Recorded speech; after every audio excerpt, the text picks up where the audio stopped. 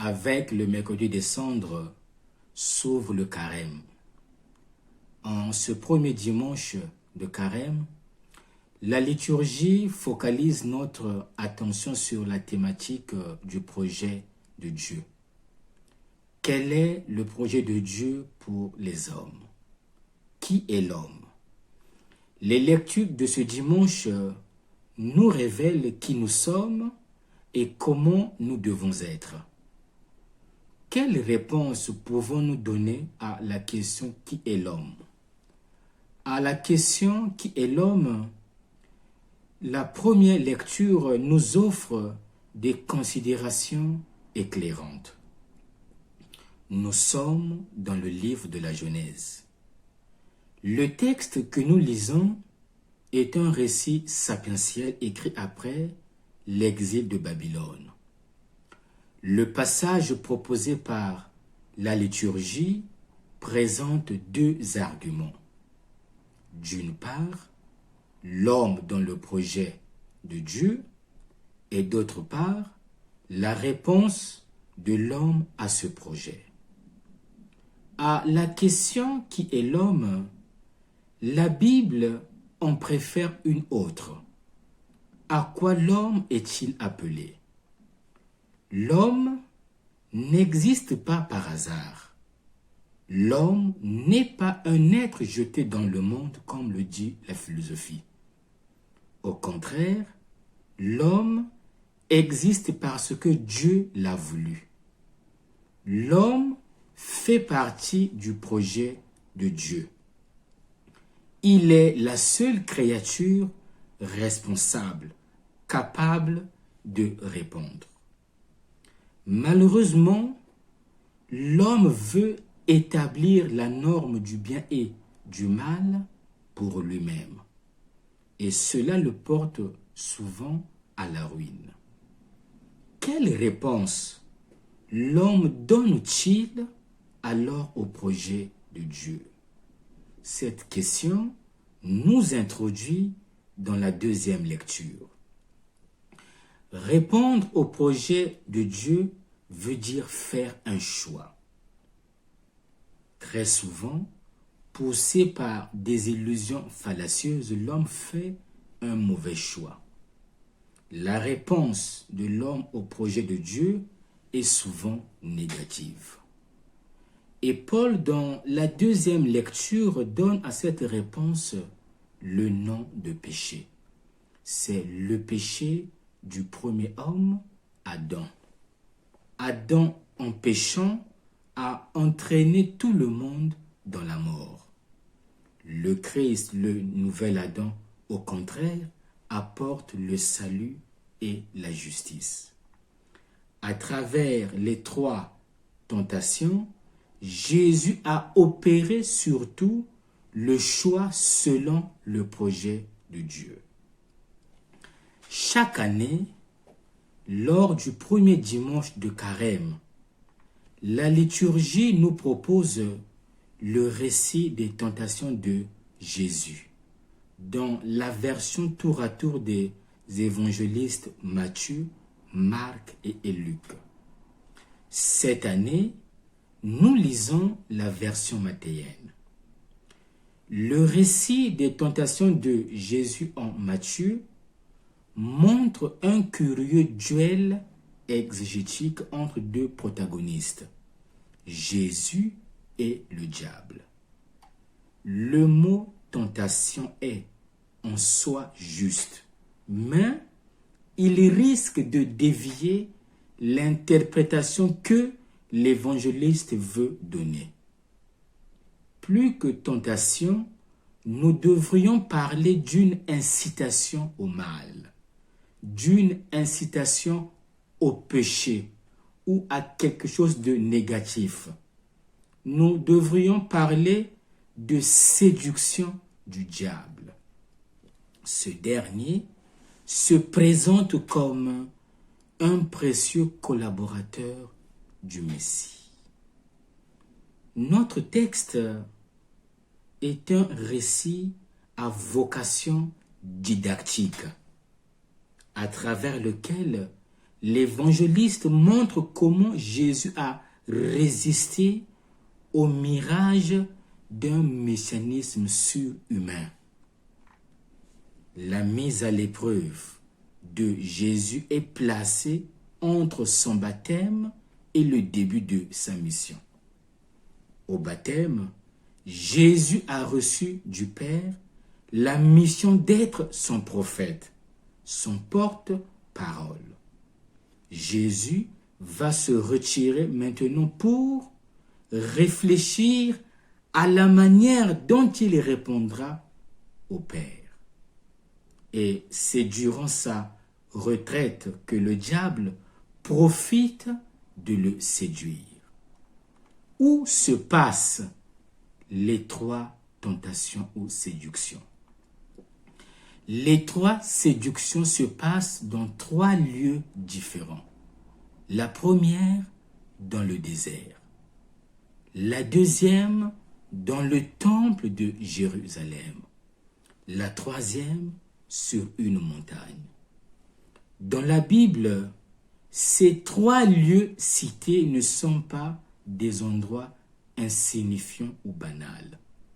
C'est justement des lieux où le Dieu vivant se révèle, où il est cherché et rencontré.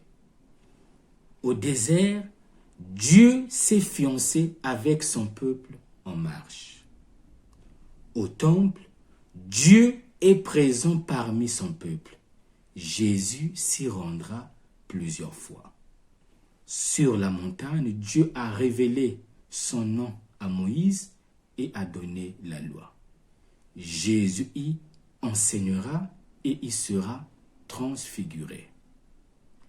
Les deux premières tentations sont unies par l'expression « Si tu es le Fils de Dieu ». On pourrait traduire « étant donné que tu es le Fils de Dieu ». Le démon ne met pas en doute la divinité de Jésus, mais il lui demande de profiter de cet avantage. Ici, le diable propose successivement à Jésus un messianisme terrestre et un messianisme publicitaire. Devant le diable qui lui chante le psaume 91, Jésus rappelle que la foi, c'est dire oui à Dieu. La troisième tentation, la tentation du pouvoir. La tentation sur la montagne est la plus importante en Matthieu, en raison de l'importance du thème de la montagne dans son évangile. Dans la Bible, la montagne évoque le Dieu qui nous dépasse, le Dieu devant qui se prosterner. Le diable demande d'être adoré et il offre le pouvoir, car le pouvoir donne l'illusion d'être Dieu. Jésus appelle ici le diable d'un autre nom, Satan, l'adversaire, l'opposant du règne de Dieu. Ce règne, au contraire de l'offre du pouvoir, invite au service et au don de soi. La réponse de Jésus, comme à chaque tentation, puise dans les Écritures. Il est écrit. Comment les tentations s'insèrent dans la vie de l'homme? L'homme, par définition, est un être de relations. Il est défini par ses relations. L'homme est lié aux choses. Pour vivre, nous avons besoin des choses matérielles. L'homme est lié aux personnes. Notre vie n'a de sens que en étant avec les autres. Enfin, l'homme a besoin de Dieu. Alors, en quoi consiste la tentation? Elle consiste en les 3 P. La possession des choses, la recherche de l'avoir, la possession des personnes qui nous conduit à la recherche du pouvoir et la possession de Dieu, la recherche du miracle. Voilà les trois tentations qui sommeillent en nous et que le monde nous propose.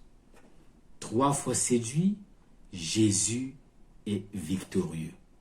Et le pape François ajoute, Jésus, en répondant au tentateur, n'entre pas en dialogue avec lui. Il répond aux 3 défis seulement par la parole de Dieu. Cela nous enseigne qu'avec le diable, on ne dialogue pas. Frères et sœurs, quel est l'enseignement à retenir? Les tentations de Jésus nous concernent. Nous vivons dans une société permissive où notre vie est en jeu. Chaque jour, nous devons choisir. Chaque jour, nous sommes placés devant le mystère du choix. Pour ou contre la parole de Dieu. La liturgie de ce dimanche nous rappelle que nos choix doivent être évalués à la lumière du message évangélique. Faire un bon choix n'est pas si difficile. La difficulté est de le réaliser. Vouloir le bien est si facile. Nous voulons tous le bien. Le réaliser, c'est là que les difficultés surgissent. Le carême est un temps de conversion. Est l'occasion de prendre conscience du projet de Dieu sur nous. Est l'occasion de réfléchir à notre comportement, de le juger et de décider en conséquence. Qui sommes-nous et quel choix faisons-nous? Que devons-nous faire? Pour cela, nous avons besoin de 3 critères de discernement. Le premier, nous remettre en question. Le deuxième, faire un examen de conscience basé sur la parole de Dieu. Le troisième, avoir un point de référence, c'est-à-dire Dieu. Que nous reste-t-il à faire? Il ne nous reste plus qu'à conjuguer le verbe choisir.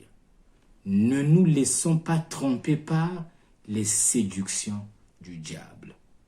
C'est seulement au Christ que nous devons donner notre adhésion. Le Christ a vaincu la tentation. Bon dimanche à tous et que Dieu nous bénisse.